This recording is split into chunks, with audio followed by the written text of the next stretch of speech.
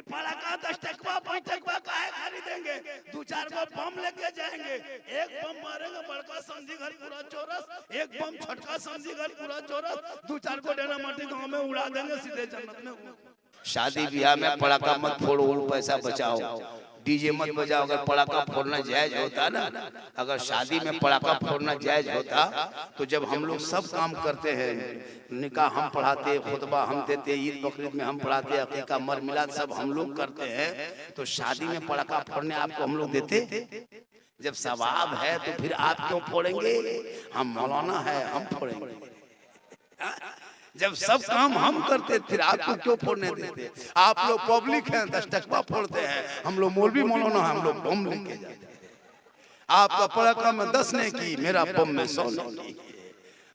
हम लोग तो झोला में डायना माटी भर के जाते, समझी घर उड़ा देते, सीधे जन्नत चले जाते। जब सवाबे लेना है फिर काम का है लेंगे, फिर पड़ाका 10 टकवा 5 टकवा काहे खरीदेंगे, 2-4 को बम लेके जाएंगे। एक बम मारेंगे बड़का समझी घर पूरा चौरस, एक बम छटका समझी घर पूरा चौरस, 2-4 को डेना माटी गांव में उड़ा देंगे, सीधे जन्नत में। तौबा कर, अगर डीजे बजाने में सवाब मिलता तो डीजे गाड़ी में क्यों बांध के ले जाते, समझी पीठ में क्यों नहीं? तौबा कर और शादी ब्याह को शॉर्ट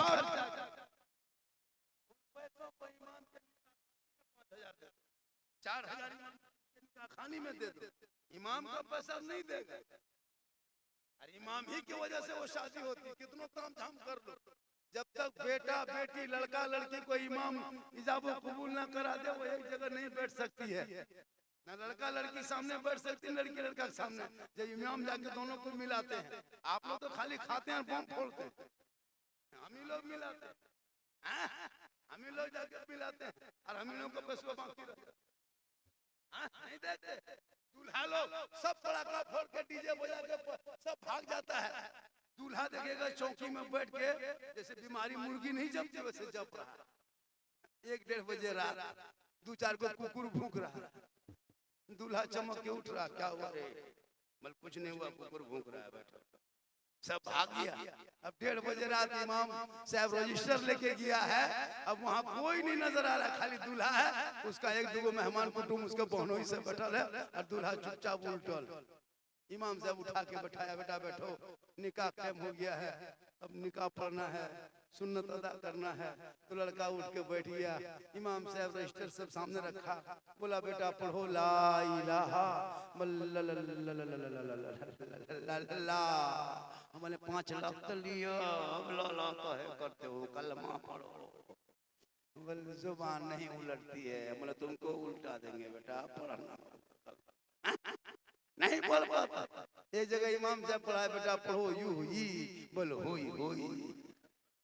बोल तेरा बेटा शादी के मंडप पे कलमा न पढ़ सके, वो इमाम हुसैन का बेटा है, मैदान करबला में कलमा भी पढ़ा, कलमा बचाया, कुरान भी पढ़ा, कुरान बचाया, नमाज भी पढ़ा, नमाज बचाया, सजदा भी किया, सजदा बचाया, मैदान में पहुंचा, शरीयत बचाया, घोड़े पे चढ़ा, सजदा बचाया, मैदान में गर्दन कटा के नाना का गिरता हुआ झंडा बचाया। अरे तेरा बेटा कौम की एक बेटी बचा सके, तेरा भाई समाज की एक बहन न बचा सकी, 30 करोड़ भारत के मुसलमान एक मस्जिद न बचा सके, तन्हा हुसैन ने शरीयत मुस्तफा बचा ली। खाली नोट देखते हो, कौन देगा KTM गाड़ी, मोटा ढेर, लड़का है 35 किलो और गाड़ी है 1.5 कुंटल, लेके दौड़ता है, खेतवा में उलट जाता है। दूसरे का पैसा, दूसरे की गाड़ी, बेटा तेरा है, अब तुम मांगते हो बेटी बाप से, इतना बड़ा भिखमंगा, इतना बड़ा फकीर, बेटा तेरा है, पलंग दे रहा है बेटी बाप, सो रहा है तेरा बेटा, गाड़ी दे रहा है बेटी बाप, चला रहा है तेरा बेटा, गोदरेज अलमारी बेटी बाप खरीदे, सामान रखे तेरा बेटा, बर्तन दे बेटी बाप, खाए तेरा बेटा, एकदम खानदानी भिखमंगा है।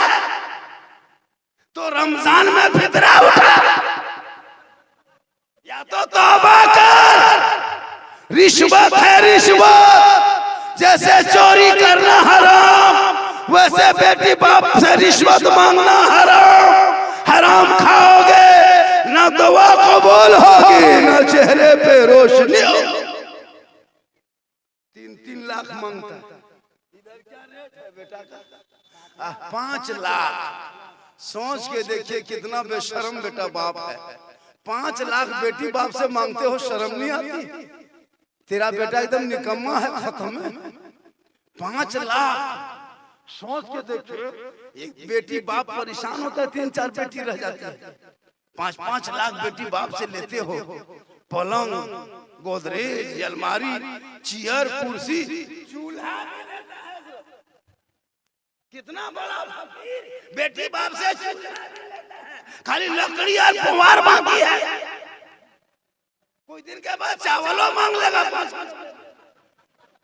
इतना बड़ा फकीर तौबा कर, रमजान में रोजा दे रखा और बेटी बाप से रिश्वत मांगते हो। तूने तरावी भी पढ़ी, फिर रिश्वत खाते हो। तुम जुमा पढ़ने जाते हो, फिर रिश्वत खाते हो। सर पे टोपी पहनते हो, हराम खाते हो। चेहरे पे दाढ़ी रखते हो और फिर रिश्वत का पैसा लेते हो। तो मुसलमान है, रिश्वत हराम। बेटी बाप तिलक देता है ना 3-5 लाख, वो रिश्वत है, रिश्वत हराम। अब वो पैसा खाते हैं और साथ में हम लोगों को भी खिलाते हैं। अपने तो खा लिए, हम लोगों को भी खिला रहा है। अच्छा ये तो सुनिए, ड्रीम 11 में पैसा लगा के रमजान में तरावी पढ़ रहा था और 10 रकात पढ़ के फिर मोबाइल फंसा के नहीं फंसा बेटा, वो नहीं फंसा, तुम फंस गया। ड्रीम 11 में पैसा लगा के करोड़पति खा देख रहा था और सुबह उठा घर में कोलगेट के ठेकान क्या देखा? अब वो पैसा दे रहा है। तिलक का पैसा, ड्रीम 11 का पैसा, जुआ का पैसा हम लोग को खिला के आप लोग भरपा दिए। अब हम लोग फूंकते भी तो सब नहीं। अभी एक जगह गए थे, वो झारखंडी बाबा, थोड़ा मेरा बचवा फूंक दीजिए। मैंने लाओ, हल्का हल्का बचवा रो रहा था, ठीक फूंके बचवा चिल्लाने लगा। वही झारखंडी बाबा थोड़ा ठीक से फूंकिए। बोला अब क्यों फूकेंगे, तुम भी रोएगे। अभी तो बचवे रो रहा, बच्चा मैयो रोगे। बोला कहा हुआ झारखंडी बाबा? बोला तिलक का पैसा 5 लाख लिया था, हमको खिला दिया। 40 दिन असर खत्म। तो आप तौबा करो, बेटी बाप से रिश्वत मत मांग, खुदा के वास्ते। हजरत मुफ्ती साहब, और वो पैसा ले करके कितनी बदमाशी करता है पता है? 25 को स्कॉर्पियो करेगा, 25-30 को गाड़ी करेगा। यार जो दूल्हा जिंदगी पेशाब करके पानी नहीं लिया है, शादी के दिन कटिहार से शेरवानी मंगा के पहना है, फूल माला, वो हुब्बा, वो जुब्बा, वो पगड़ी, लगता है दूल्हा नहीं तजिया उठा लाया। इतना इतर लगा के दूल्हा बाबू को लाया है, लगता है जिन्नात के खानदान से पकड़ के लाया।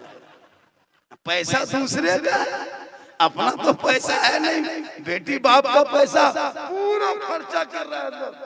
15,000 का डीजे, 10,000 का पटाखा, ढीस ढास भूस, पूरा मेहमान कुटुंब खुश। बोल क्या करोगे? पूरी जिंदगी कट गई इसी तरह। जो मुसलमान जलसों में आए हो, पूरे इलाके में, अहमदपुर इलाके में पैगाम दे दो कि शादी ब्याह पे जिस बाराती से डीजे पटाखा लेके जो दुल्हा आए, ऐसे दुल्हा को बोरा में भर के गाछ में टांग निकाह पढ़ाना। कोई नहीं जाएगा। पटाखा लेके आते हो, डीजे लेके आते हो, शर्म नहीं आती है? ऐसे नाच कूद, और उसमें भी 10-15 को पियंकर मताल साथ में आता है, ऐसे नाच कूद करके आता है। इतना खर्चा करके मुसलमानों, ये पटाखा, ये डीजे इलाके से बंद होना चाहिए कि नहीं? अरे बंद होना चाहिए। जिस बाराती में जो बेटा बाप अगर पटाखा लेके जाए डीजे, उस बाराती को बहिष्कार कर दो और दोनों बाप बेटा को टोटो में बैठा के भेजे। हाथ हाथ उठा के तौबा कर, ना खुद घर में बजा, ना तू बजा, ना किसी को बजाने दे। आज तेरे ऊपर इतना बड़ा बड़ा जुल्म हो रहा है। हे मुसलमानों, तुम बहुत आराम से रहते हो। अरे फिलिस्तीन के उन मजलूम बच्चों से पूछ जिनकी माएँ कहती है हम रात में पेट भर के दूध पिला के बच्चों को सोती हूँ, पता नहीं इजराइल का बम मेरे बिल्डिंग पे आके गिरेंगे, मलबे में दब के मर जाएंगे, मेरा बच्चा दोबारा दूध न पी सकेगा। माएँ रात भर बच्चे को पेट भर के दूध पिला के सोती है। उन खातून को लाख सलाम। जो लड़कियां कहती है मौलाना जब मैं सोती हूँ रात में तो नकाब लगा के सोती हूँ, पता नहीं इजराइल का नापाक बम गजा के बिल्डिंग पे गिरे और मैं दब के मर जाऊंगी तो मेरा लाश कोई मुसलमान निकालने के लिए आए तो कोई गैर मर्द मेरा चेहरा ना देख ले, इसलिए रात में नकाब लगा के सोती। मुसलमानों गौर करो, माँ चली गई, बाप चला गया, एक एक बच्चे सड़कों पे रोड पे जाके भूख से बिलक बिलक के तड़प तड़प के जान दे रहा है। पूरे दुनिया के 57 देश के नामर्दी हुकूमत घुंघरू पांव में बांध के इस्राएल के बच्चों का तमाशा देखने वालों, एक दिन तेरा भी नंबर आएगा, तू भी उसी आग में जलोगे। आज तुम तो हुकूमत के नशे में जबान बंद करके रखे हो। अरे इस्लाम मिटाने वाले पूरी दुनिया से मिट गया है। अगर इस्लाम मिटना होता, अबू जहल चला था, उतबा चला था, शैबा चला था, कारून फिरौन शद्दाद सबने इस्लाम का पीछा किया, तब से इस्लाम चला है, तब से पीछा किया है, लेकिन इस्लाम नहीं मिटा है। तू मत घबरा, तू मत घबरा, तू नबी के कलमा पढ़े हो, कल मैदान महशर में जब कोई काम ना आएगा तो मोहम्मद रसूलुल्लाह। नारे तकबीर, नारे तकबीर, नारे रिसालत, नारे रिसालत, मसलक आला हजरत इस्लाम, इस्लाम, हजरत अल्लामा मौलाना सिद्दीक हुसैन झारखंड के बाबा साहब किबला। नारे तकबीर, नारे रिसालत। आप लोग थक गए क्या? आप लोग थक गए? कितना आदमी नहीं थके हैं? थोड़ा हाथ उठा दीजिए। या अल्लाह, जितने लोगों ने नूरी कॉन्फ्रेंस में बैठ के दोनों हाथों को उठाया है मौला, हाथ उठाने वालों को मक्के मदीने के मुसाफिर बना। हम 12 बजे रात के बाद दुआ दे दिए। शव्वाल का चांद है, ईद का चांद है, अगर दुआ कबूल हो गई तो जितने लोगों ने हाथ उठाया सभी मक्के मदीने के मुसाफिर बन जाएंगे। लेकिन जो लोग हाथ नहीं उठाया होगा वो मन में सोचता होगा, पछताया होगा, या अल्लाह बाबा ने दुआ दे दिया, हम ख्याली में बैठे रह गए। अगर एक चांस दे देता तो अब की हाथवा जरूर उठा देते। तो काहे मन में सोचिएगा, एक चांस ले लीजिए, दे दे एक चांस, अरे दे दे। पूरा मजमा हाथों को उठा के कहे या रसूल अल्लाह, या अल्लाह, हाथ उठाने वालों को मक्के मदीने के मुसाफिर बना, उनसे पहले मोहल्ले के मस्जिद के नमाजी बना। नमाज पढ़ते कि नहीं पढ़ते? जुमा जुमा जुमा जुमा जुमा जुमा जुमा जुमा जुमा जुमा 2-2 रकत पढ़ेगा और ऐसे पढ़ेगा, बीवी से कपड़ा खोजेगा, ये जुमा में कुर्ता कहाँ है, मेरा पजामा कहाँ है, मेरी टोपी कहाँ है, लगता है मक्का नहीं, मैं जुमा नहीं मक्का जाएगा। 2 रकत पढ़ने जाएगा, बीवी परेशान होती है, इन लोग क्या परेशान है। मेरी माँ बहने, आपको जुमा पढ़ने नहीं जाना है ईदगाह। ईदगाह में ईद की नमाज आपको नहीं पढ़ना मना है, जुमा के दिन जुमा पढ़ना मना है, नहीं जा सकते हो। ईद के दिन ईद की नमाज आप नहीं पढ़ सकते हैं, ईद के लिए जमात शर्त है, औरतों को जमात मना है। आप ईद में भी नमाज नहीं, बहुत औरतें ईद में नमाज पढ़ लेती है, नहीं ईद में नमाज आप नहीं पढ़ सकते। आप बकरीद में भी नहीं पढ़ सकते, आप जुमा के दिन भी जुमा नहीं जा सकते, आप मजार भी नहीं जा सकते, मजार भी जाना आपके लिए मना है। आप कब्रिस्तान भी नहीं जा सकते जनाजे के पीछे, कहेगा झारखंडी बाबा आप तो सब मना कर दिए, मजार मना कर दिए, ईदगाह मना कर दिए, मस्जिद मना कर दिए, कब्रिस्तान मना कर दिए, सब सवाब तो मर्दों को मिलेगा, हम लोगों को कहाँ मिलेगा? ये एतराज कर सकती है कि नहीं औरतें? तो मेरी माँ बोले एक बात सुन ले आप लोग, आपको मजार नहीं जाना है, ईदगाह नहीं जाना है, बाजार नहीं जाना है, आपको लड़ाई के मैदान नहीं जाना है, कारोबार के लिए बाहर नहीं निकलना, आप घर पे रहना, घर में अच्छी लगती है। शोहर बाजार से मजार से जनाजे से आए वापस, तेरा काम है, सुने मेरी माँ बात, तू मत जाना। शोहर जाएगा जुमा पढ़ने, काम करने, खेत जाएंगे, खेती करने, मजदूरी करने, परदेश से घर आएंगे, कहीं से आएंगे। शोहर ठीक घर में आने का टाइम हो गया कि मेरा शोहर मगरिब में आता है, 7 बजे आता है, 6 बजे आता है, 5 बजे आता है, 2 दिन के बाद आता है, 7 दिन के बाद आता है। जो ही शोहर का आने का टाइम हो जाए, ठीक शोहर घर में घुसे तू सब काम छोड़ दो। शोहर आया, थोड़ी देर काम छोड़ दो, गिलास को तलाश करो, गिलास को खोजो, एक गिलास पानी भर लेना, दोनों हाथों से गिलास को पकड़ना, शोहर के पास जाना और दोनों हाथों से शोहर का चेहरा यानी शोहर का मुंह देख लेना, और हो सके तो मुस्कुरा करके शोहर के हाथ में एक गिलास पानी दे देना और थोड़ी देर अपना शोहर के बगल में बैठ जाना। किताबों में आया है उस बीवी के नामा अमाल में, जो बीवी शोहर के हाथ में पानी देती है ना, उनके नामा अमाल में एक जिहाद करने में जितना सवाब मिलता है, उतना सवाब उस बीवी को मिलेगा जो बीवी शोहर के हाथ में पानी दे के बगल में थोड़ी देर बैठ जाती है। क्यों जाएगी वो यहाँ वहाँ? सिर्फ एक गिलास पानी दे देना, हो सके तो मुस्कुरा के देना, हो सके तो चेहरा देख के दे। हम लोग को बहू सब देती है चेहरा देख के, हम लोग को बीवी सब मुंह देख के देती है, दोनों हाथ से देगी, मुंह देख के देगी, गिलास इधर मुंह इधर। यहाँ बहू बेटी नहीं, यहाँ बहू बेटी सब दूध के धोवल है, यहाँ सब ठीक ठाक है, ये सब बात बारसोई ऊपर की बात। यहाँ बहू बेटी सब ठीक, एक गिलास पानी शोहर को नहीं देगी, और बल इस्लाम खतरे। थोड़ी देर सुने मेरी माँ बहने, आपको ऐसा नहीं कि आप घर में रहे, आप अपने घर में रहना तो बन संवर के रहना, घर में रहना तो माथा का चूल को बाल को संवार के रखना, घर में रहना तो कान में बाली पहन के रहना, घर में भी रहना तो हाथ पे चूड़ी पहन के रहना, घर में रहना तो चेहरा सजा के रहना। यानी जो बीवी शोहर के नाम पे श्रृंगार करती है, जैसे काजल लगाती है गुनाह नहीं है, पाउडर लगाती हो गुनाह नहीं है, माथा का बाल चूल को संवारना गुनाह नहीं है, कान में बाली पहनना गुनाह नहीं है।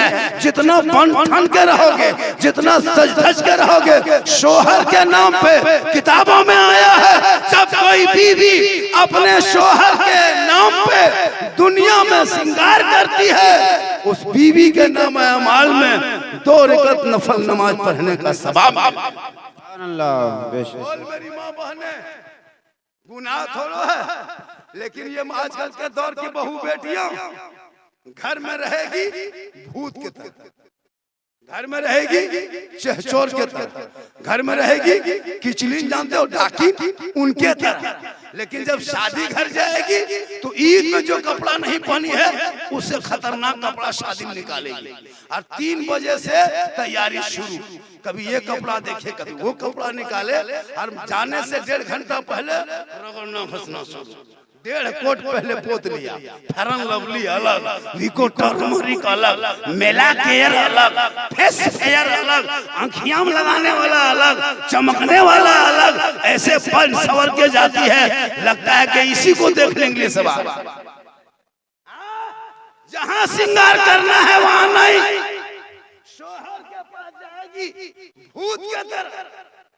और जब गैर मर्दों के यहाँ दिखाना है शादी घर में, मोबाइल लेके जाती है, वो सज धज के वो कपड़ा। अब घर शादी घर में जाओ तो देखना कि वहाँ गेट में पर्दा है, जिस कुर्सी में बैठाएगा वो कुर्सी में पर्दा है, लेकिन जो बहू बेटी गई है वो बेपर्दा है।